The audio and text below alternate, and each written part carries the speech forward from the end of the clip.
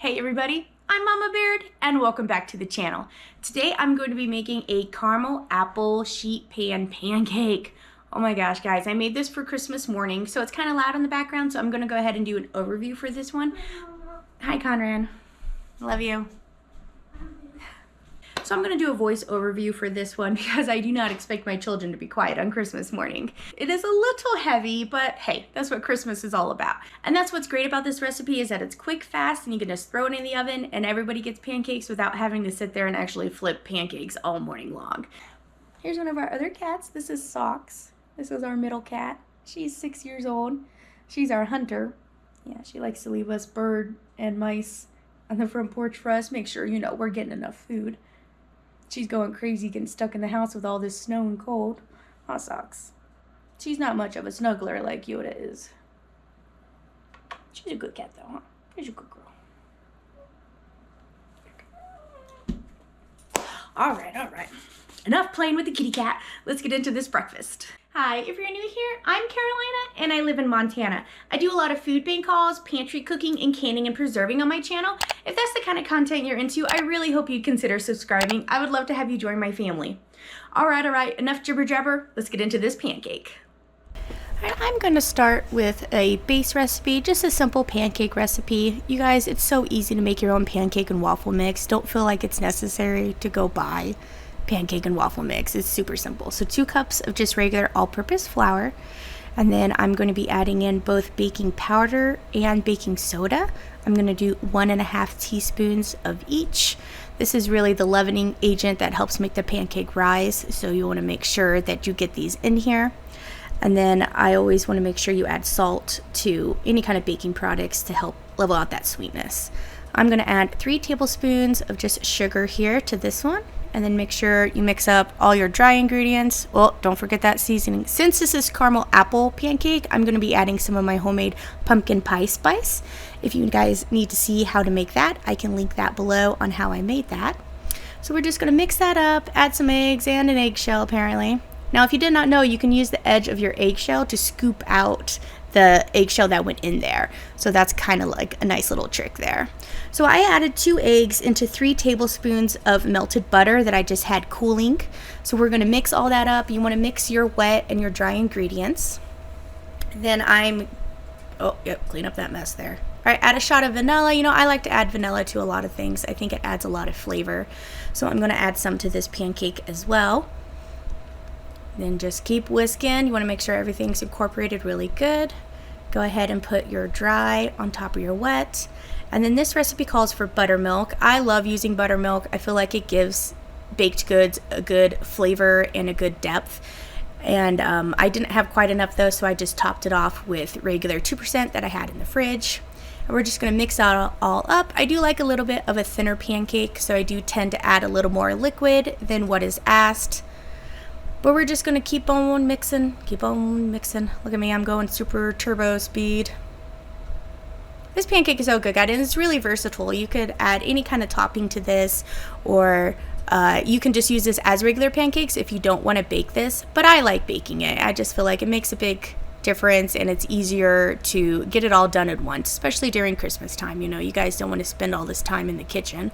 I like to let this sit. I feel like it really helps activate that baking powder and baking soda, so I usually let it sit for about 5 minutes while I get my pan and everything ready. Now I do want to brag a bit on my husband. He also got me a French rolling pin, 2 cast iron skillet pads for my skillets, and this cool little spatula that I've been needing, a good solid spatula. So husband did really good. He got me some good gifts this year. He's really good about thinking about what I like, what I need, and focusing on that instead of just getting me some random stuff. So I really appreciate my husband. I got a good guy. So what I did for this is he also got me this 9x13 cast iron skillet pan, which is awesome, super heavy though. So I just put in a couple of tablespoons of butter, and I had that in my 350-degree oven. So I'm just rolling it around to make sure that it's all coated. You could actually use a sheet pan if you want. I decided to use this casserole pan. And then if you notice, I tried to put my hot pad on the pan so I can remember that it's hot, because I took that out of the oven. That's one trick. If you take something out of the oven, keep the hot pad on it so you remember that you took it out. So I'm just going to pour this all in here. Like, as you can see, it fits really nicely. This is just a one batch, so you can make a double batch and make it bigger if you want that, or make 2 pans of it. So I'm just going to put it there, and we're going to bake this in the oven for about 20 minutes. That's how long it took for it to set up and everything. And then you can see the sides are kind of crusty because I put it on in that butter. And then I have some caramel heel that I canned in the crock pot. I did the evaporated, or the sweetened condensed milk, and then put it in canning jars and canned it on the crock pot, canned it in the crock pot, and it turned out great, guys. So I'm like, you know what? I have some of this left over in the fridge from trying it. I was like, this would be a good idea to spread this on the pancake, so it kind of did like a caramel apple. So I'm just using up something that was in my fridge that I needed to get out, and I thought that it would be really good. And I was just figured, you know what? We can just do this instead of syrup on it because this is sweet enough. And it was a little festive, you know, for the holiday season. And then I have some home canned apple pie filling. I do not have a video on this because I did that last year before I started my channel, but I only have 1 jar left after this, so I am going to be needing to make some more. So I'll make sure I put that on the list. So, you know, it's a good time to subscribe. I'm just saying, if you want to see that. So it also would be good with like any kind of pie filling, guys. Could you imagine like cherry pie on this? Oh, blueberry pie. Oh, blueberry pie would be so good on a pancake or on a waffle. I really need to make some blueberry pie filling. So I'm just spreading this all out. Now this pie filling is at room temperature because it was on my shelf, so it's not exactly warm like the rest of it is. So my plan is just to put it back in the oven, even though I have the oven turned off, and just kind of let the residual heat from the oven heat up these apples, so that way it can be warm without really cooking it, you know. And I just left it in there for about 5 minutes, and there it is. Holy moly, guys, this was so good. Like, I did some caramel, some without caramel, and it's definitely better with the caramel, not going to lie. So I hope you guys give this recipe a try. I hope you guys see how quick and easy that is, and it was so delightful. Yes, it was a little heavy, but that thin layer of caramel on there, oh, it made so good. And I did not put any extra powdered sugar or syrup or anything on there. That was quite heavy enough. It might have been a little too heavy for the kids. Maybe when they're older, they'll chow it down more, you know. I got a 6-year-old and 2 5-year-olds right now.